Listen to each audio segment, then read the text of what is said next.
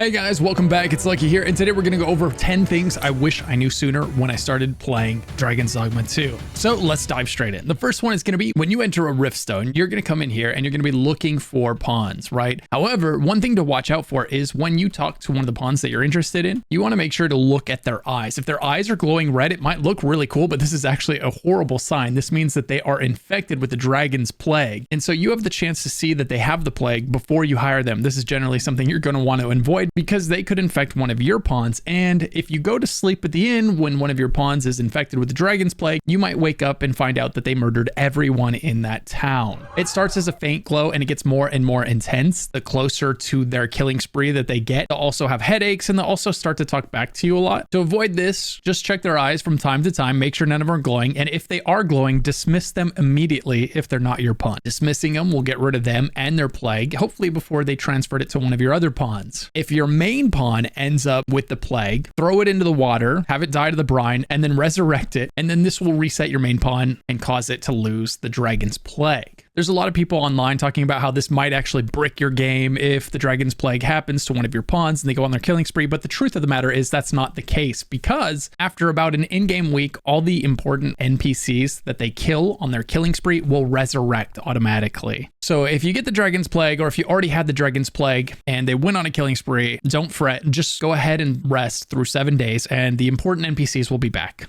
Another quick tip that's going to be really good to know is that when you max out your relationship with an NPC, their cheeks are going to blush. This is going to be the sign that you have maxed their relationship with them. You know, you've given them enough gifts to make everything as good as it can be there. And now it's just a matter of maybe doing some quests and everything with them to progress it farther. Another thing I wish I knew sooner was that throwing your pawns up onto ledges and surface is a completely legitimate way of finding the items up there. If you see a chest that's out of reach and nobody's going to get it, then perhaps the solution is just to pick up your pawn and throw them there. Once they're up there, they're usually pretty good about grabbing all of the items that they can up there. So it's actually a very practical way of getting things that are out of reach. The next thing I wish I knew sooner is that the things that I store in my chest don't go bad. So for instance, that meat that you have found, right? If you find meat, you can store it in here and it won't go bad. Or maybe you go out and collect Medusa's head, right? Which is an item that basically one-shots enemies. That thing has limited lifespan. And so until you're ready to use it, you should absolutely store it into your chest so that it doesn't decay, decompose, and become absolutely useless on you. This works for all items that decompose over time in the game, and it basically gives them an infinite lifespan. So if you're ever not sure what to do with an item, go ahead and toss it in your storage chest and it's always going to be ready for you to use later. And the next thing that I wish I knew sooner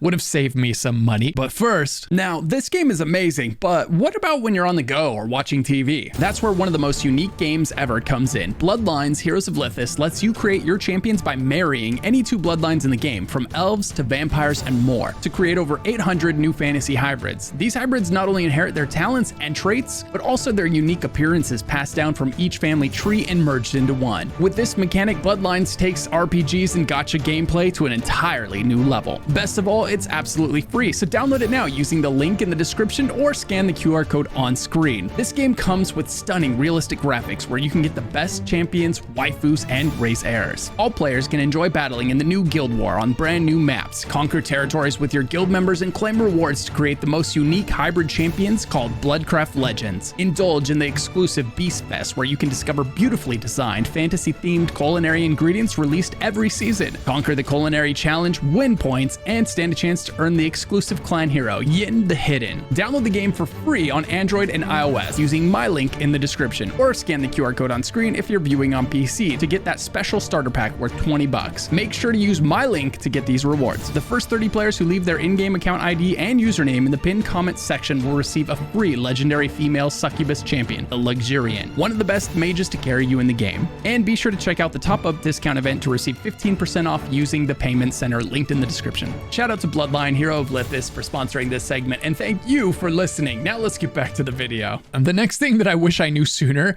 would have saved me some money. So I was tossing some of the gear I found onto my third and fourth pawns, the ones that I had hired from other people. And this is all fine and dandy. You can do this. However, if you put gear on your third and fourth pawns and and then you dismiss them, that gear is going to be given to their owners as a gift. You're going to lose it forever. So you can put gear on your pawns, but it's probably not worth it just because of the fact that you're going to lose it and whatever they're worth in the process if you dismiss them without remembering to take that gear off. There is a really cool way that you can take advantage of this whole process, however, though. What you can do is you can go into your items, and let's say that you are heavy. Your character has way too much stuff on them. So we would sort our weight by highest, and then we're going to go ahead and give items to Alexandra here, right?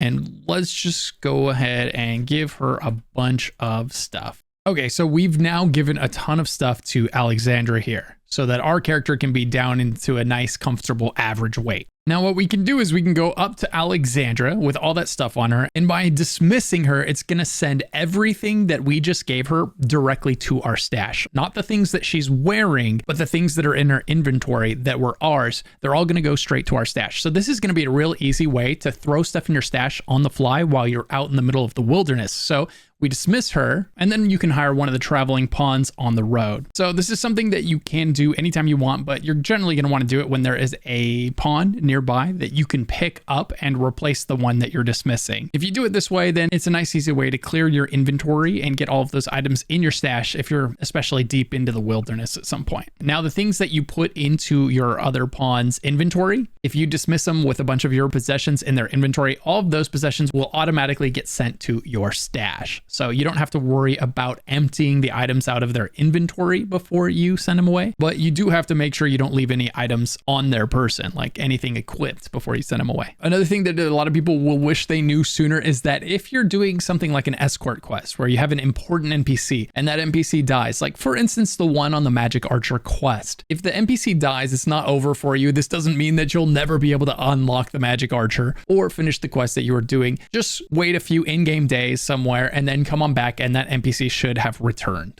The next thing I wish I knew sooner is that it's really easy to unlock every single vocation in the game really early on. You can basically run straight to all of them and unlock them at incredibly low levels right away. So if that's something you're interested in doing, I have a guide for that. It'll be linked in the description down below. The next thing I wish I knew sooner is that when you start finding secret tokens, the most important thing is to remember the location of the first one that you found. You're going to get a quest mid-game and it's going to say, hey, go back to the location of the very first secret token that you found. And since there's 240 of these things in the game, it might be difficult to remember where that first one was. So do something to remember where you find that first one. Take a picture of your map when you find it, write it down somewhere, whatever you got to do. Just make sure you remember where that first secret token was found, because the quest to find that location is a timed one. So the devs are having a little bit of fun with us there. The next thing I wish I knew sooner is that when you go to upgrade your equipment, it will draw from your stash. So you don't need to carry upgrade materials around with you. You can just go ahead and enhance your equipment. And if you have the materials necessary to upgrade it in your stash, it's going to find them and use them. So always be sure to swing by the innkeeper and drop off absolutely everything other than maybe some curatives and other essentials that need to be on you while you're out exploring. There's no need to be carrying all those upgrade materials around or anything else. The next thing that you should be aware of is the fact that you can give gifts to shopkeepers, and by giving them gifts, you're going to increase your rapport with them. And you do this enough and you'll eventually unlock items that you wouldn't have previously had access to. It might be items in their shop that you can now buy that weren't there before, rarer items, things like that. Or it could be the ability to learn an entirely new language, as is the case with the Elvish language in the Elven village. And if you give flowers to the innkeeper in the Elven village, enough times, she's going to give you an item that teaches your pawn how to speak Elvish. So make sure that you're taking advantage of the give gift. If you're ever not sure what gift you should be giving to that NPC, you can always look inside of the history menu and then look at the NPCs here. And you can see right there, it says what they likes fancy items and expensive items. So find the innkeeper in here, find out what she likes and give her those things. Spoiler, she likes bundles of flowers. So you'd want to give her 3 bunches of flowers, and then that's going to cause her to like you enough to give you the item that teaches you the Elvish language. Just be aware of the fact that you have to wait 1 day between each gift. So if you give her 2 things in 1 day, it's only going to count as 1. So you're only allowed to gift an item once per day. So gift an item, then rest, then gift an item, then rest, and so on until you have given her 3 items over 3 different days. And try this out on other NPCs as well.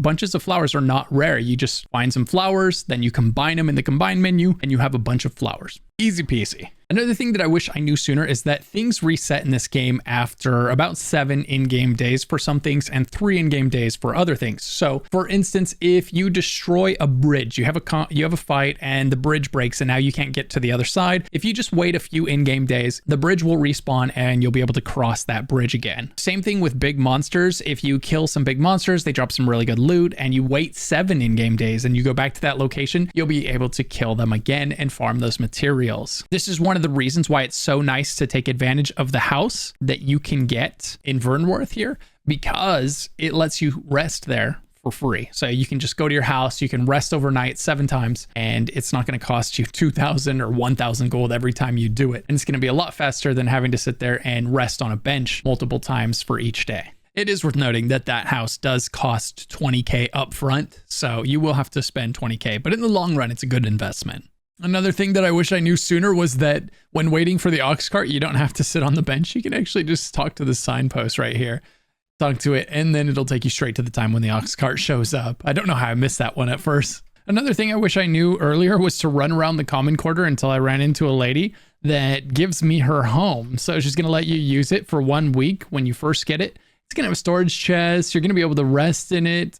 All that good stuff, and you don't have to pay the 1,000 to 2,000 gold fee that normally comes with resting overnight. Plus, after 7 days, she comes back and then she sells the house to you for 20,000 gold, which you'll easily be able to save while playing the game, coming back here constantly to sleep and reset your health, or simply to pass time when you're trying to respawn monsters throughout the game or respawn NPCs that come back after 3 or 7 days, right? Lots of reasons that you'll want to be able to rest often. To find it, just go ahead and wander around the common quarters until you run into the lady in here, and then she'll bring you back to her house, which is right here, Mildred's dwelling, and give it to you. And the next tip is that you can't die in this game as long as you have a curative or some kind of healing item. For instance, the salubrious draughts, right? If you have one of these, as long as you use it within 1 second of your character's health hitting 0, the game's very generous. You'll get hit by something, it'll take your health to 0, and then it's like, are you gonna heal yourself? You know, it gives you a couple seconds there, and as long as you do heal yourself, your character's health will go back above 0, and then they'll slowly stand up and they'll be fine, right? So there's really no reason that you will die in this game if you have a curative on you. Pretty much the only thing that can get you is fall damage, because if you hit the ground hard enough, and you know, your character's just donezo, and there's not much you can do about that. And if you haven't died to fall damage in this game yet, you're better than I am.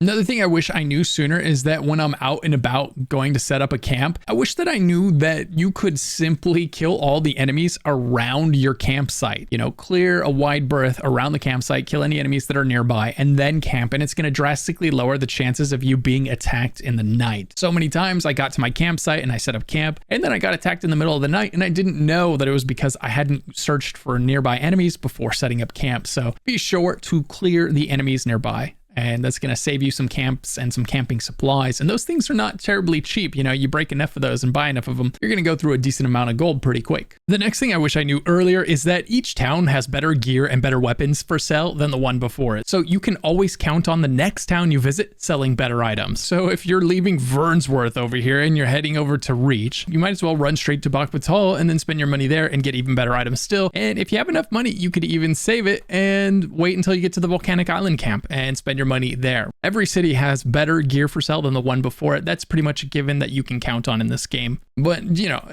just be aware of the fact that if you do decide to employ this tactic, that you are going to fall behind on your gear for a little bit, and it might be more effective to run by enemies until you get to that town and buy your weapon upgrade than it will to stop and fight every single one on the way there. I think weapons and items in the Volcanic Island camp, if I recall, sell for upwards of 50k. So, you know, just be aware of the fact that they are going to cost you a pretty penny when you get there. Another thing that's great to know is that monsters have pretty consistent weaknesses. So if you're fighting something with feathers, it's almost certainly going to be weak to fire. It's going to set it on fire, and that's going to be a great way to bring it down to the ground. So use fire attacks on flying enemies, and similarly, using ice attacks against lizards is going to be great for destroying them. So if you find out the weakness for a certain type of monster, you can most likely apply that to all of them. Another thing I wish I knew is that you can pick up pawns that are walking around, and now you have 4 pawns in your group. So you just carry the pawn to the battle that you were going to go off to, and you get a free extra pawn for the fight. So if you see a particularly difficult fight ahead of you, whether it's a giant griffin or a giant